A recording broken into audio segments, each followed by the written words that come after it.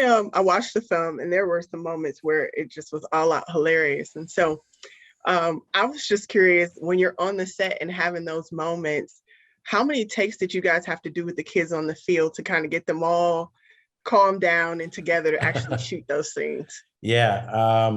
Anytime you're doing a funny comedy scene and you have a lot of players and a lot, especially kids where they can break, they're easier breaking than even the adults know to try to keep it together. Although I got to say a lot of the adults broke too. It can be crazy difficult. The fact that it's humid in New Orleans and the heat and you're like, hey, let's get through it. That helps out a little bit. So the amount of sweat you have makes you want to get through it. But man, there were some tough scenes. There really were. And the kids were really good. They really were good. But yeah, I think it was the adults who broke more. I think we were laughing even more. Thank you, Kevin James. I love you, by the way. Oh, I love you too. Thank you. Adam, you have the next question. How you doing? I'm Adam Cohen from datarocks.com.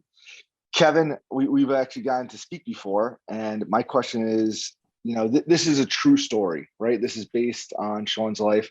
So, being a dad and being involved in the kids' sports, how do you feel like this really translated to like Sean's life to your life and to put it into film?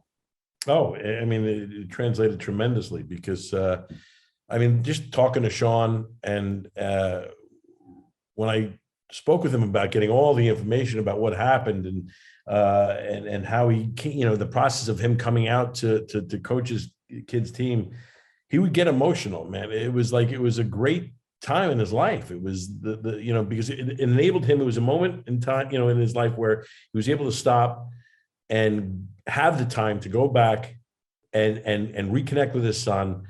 And it became the greatest moment in season of his life. I mean, to be able to spend time with him.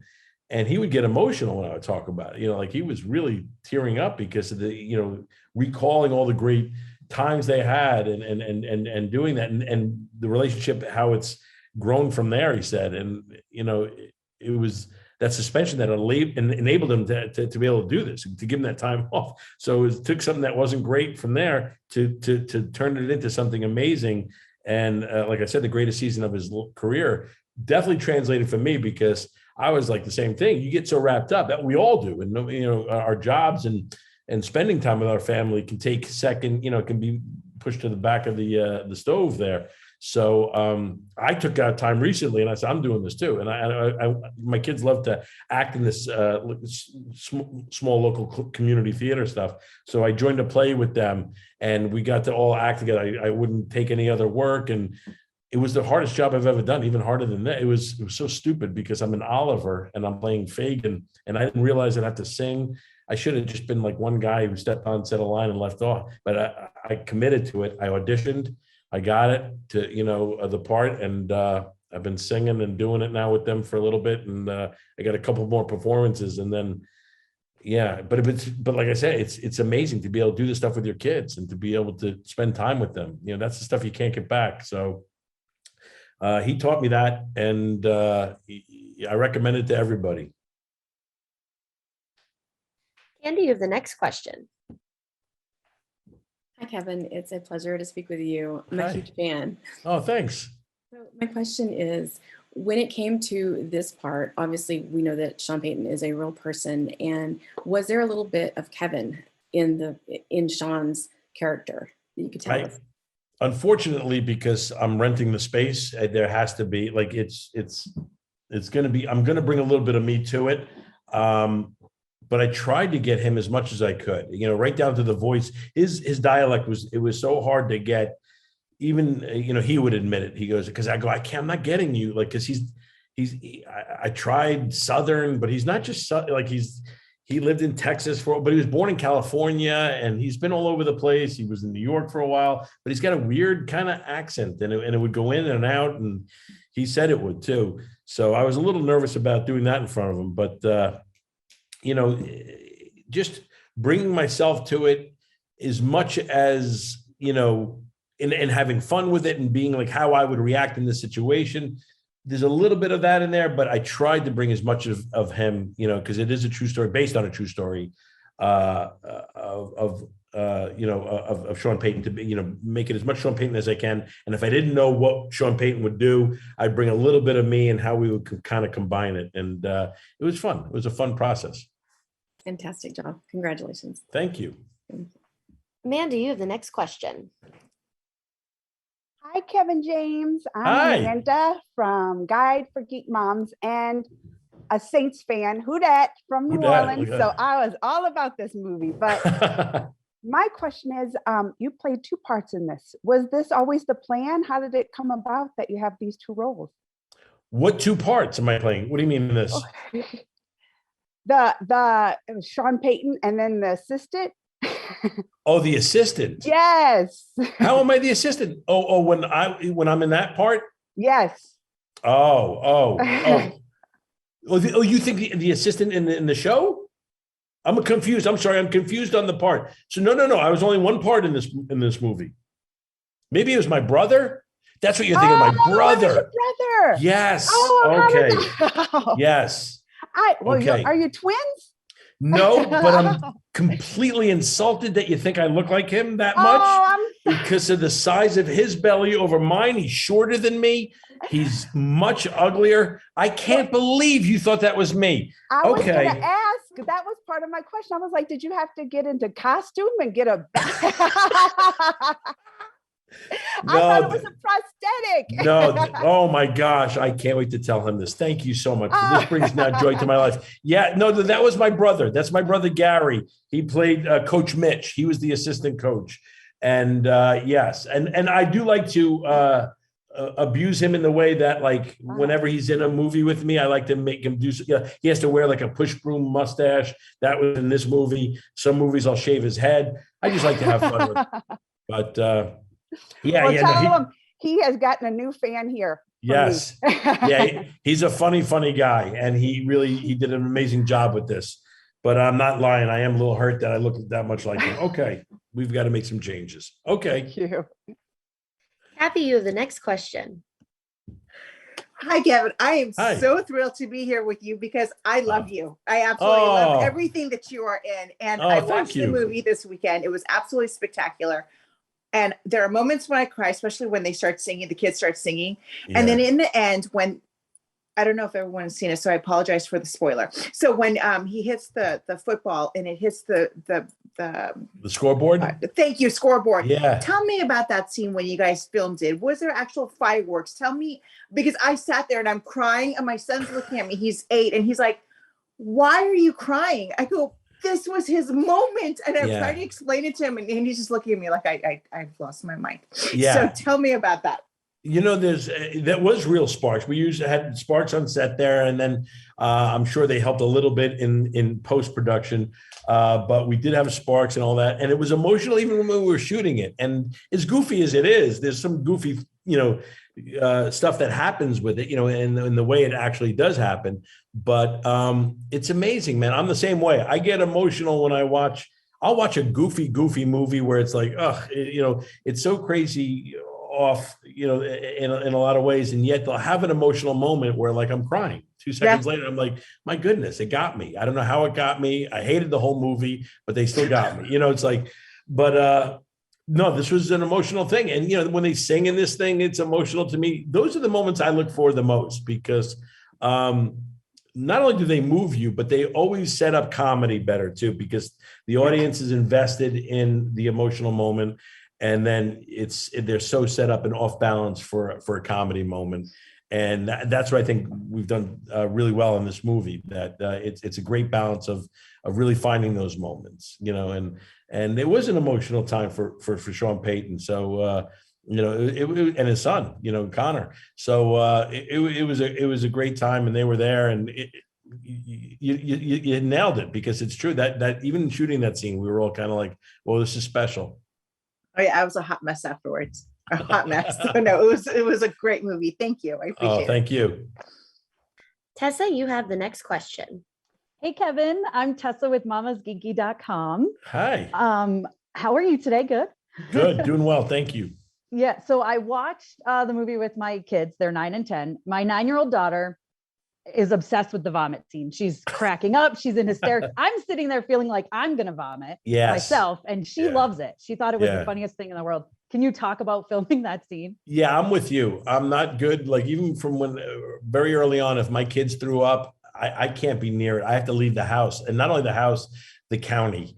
I've got to get away from it, because if it goes with one of them throws up, and I smell it or see it or whatever, I'm gone. So I'm not good. My wife knows that she's much better, and I'll do other dishes. I'll wash everything else to make up for the fact that she's got to clean up the throw up. I can't do it. So shooting that scene, even just watching it happen, and we would have, obviously it was technically they would have these little things that shoot the vomit out. I couldn't even look at it. Right, it was just disgusting. I don't even want to know what it was. It was like this weird pea soup and oatmeal and just weird stuff, but it was one of the funniest scenes to me, and shooting it, but also I couldn't look it straight on. I didn't watch any of it directly. Yeah, I'm with you. I'm always the type that, like, if I see someone, like my kids, especially if they vomit, like it makes me sick. So yes, I'm gone. Shell, you have the next question. Hi, thank you so much for joining us. I'm Sure. Shell with Not Quite Susie Homemaker. Growing up, whenever my teachers were hungover or sick, they would roll in the TV and put on one of those inspirational sports movies, which this starts out being, but I feel like this one breaks the mold a lot with its humor and with them not winning, but kind of winning at the end. Right. Did you draw any inspiration for your participation in it from any of those older movies with your own twist on it?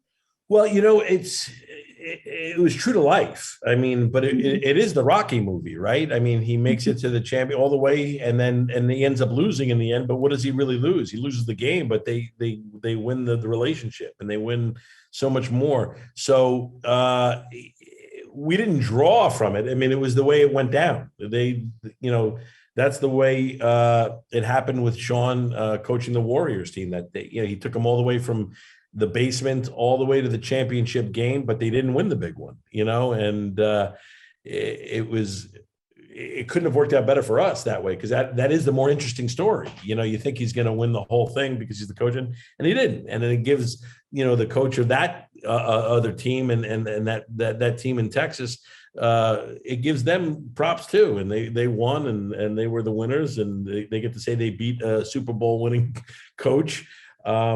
But it was just perfect all around, for a story, and that's why we didn't have to do anything with it. But I would draw the closest movie to it to me is Rocky. It really is.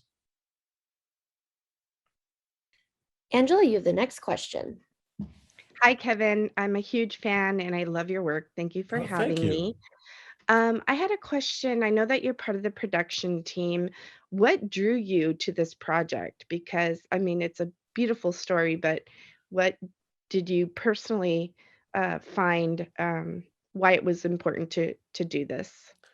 Just how Sean Payton turned, he's such an amazing coach, Super Bowl winning coach, and how he turned a potentially bad situation into an amazing situation, even bigger and better. It took time and stopped his life and kind of refocused on what's important, and went back home and did it, and just said, "This is what I'm going to do." And that moved me, and we all need to do that in life sometimes, right? To stop and really, kind of regroup and figure out what's important, and refocus and do that. And the challenge is, when life has got you down, is finding that moment, that positive moment to pick yourself up again. That's the hard thing, because it looks like it's life has gotten so much worse, and maybe it has in some ways, but there's always an opportunity. And look, I mean, we're not making a movie about the Super Bowl Saints. It's got nothing to do with them. Because of this considered horrible thing that he turned into a massive win, a victory. We're making a movie about that, this relationship with his son. So it just shows you that, again, amidst all this horrible things in our lives, the things that happen, these downswings, that we can always turn them up, and win. I love that. Thank you. Sure. Carolina, you have the next question. Hi, Kevin. I'm Carolina from What C Says. I'm a huge fan, so thank you for being here. My question is, so, you know, these kids, you know, they just kind of needed a little push, needed someone to believe in them. So what message do you want families and kids and even younger boys to kind of take from this film?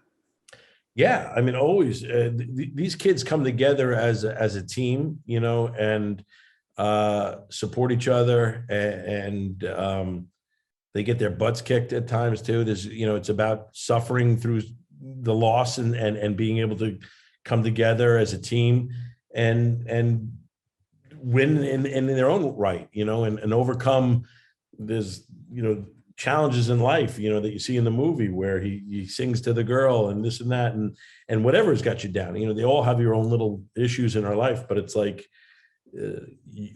we got to get through them, and we can overcome it all. And you know, even with what's going on in the world now, it just shows you that's like we overcame that by shooting this movie and making this movie during a crazy time, and these kids were great with it, and everybody was just amazing with it. And you know, it's life imitating art and art imitating life, and it's just it's basically shows you the model of, yeah, you got to persevere. That's all.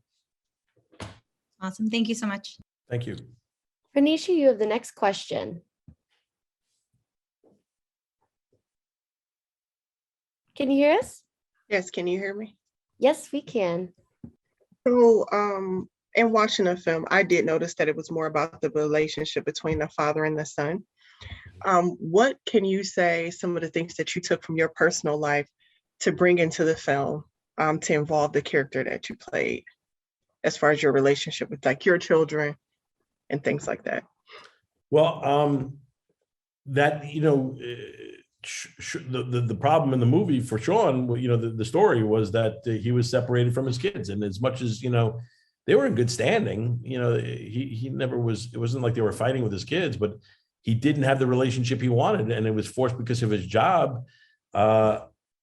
Like so many of us, you know, are forced away from our family, and it's hard, and it's, you know, it's very easy to say, hey, just take off from your job and, you know, spend time with your family. Well, that's, you know, unfortunately for a lot of families, not an option for people to do that. They don't have the time, they can't afford it to do it. And it's hard, right. But it's a matter of, you know, this came from an unfortunate situation that he just said, I'm going to do that. And he, you know, when life had him down in that way, he turned it to a positive, and he changed speeds. That's what a great coach does. He looks at the opportunity, not the problem. Right.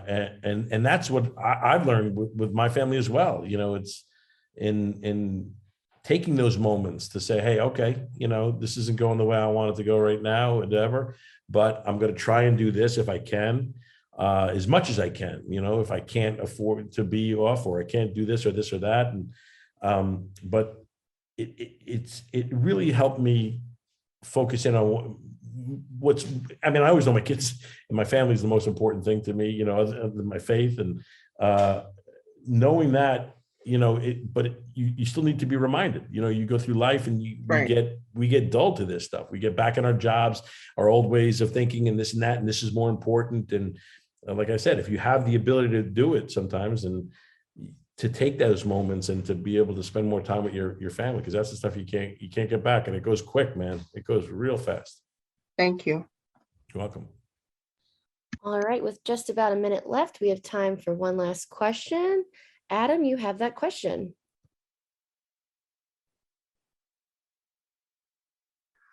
Great, thanks.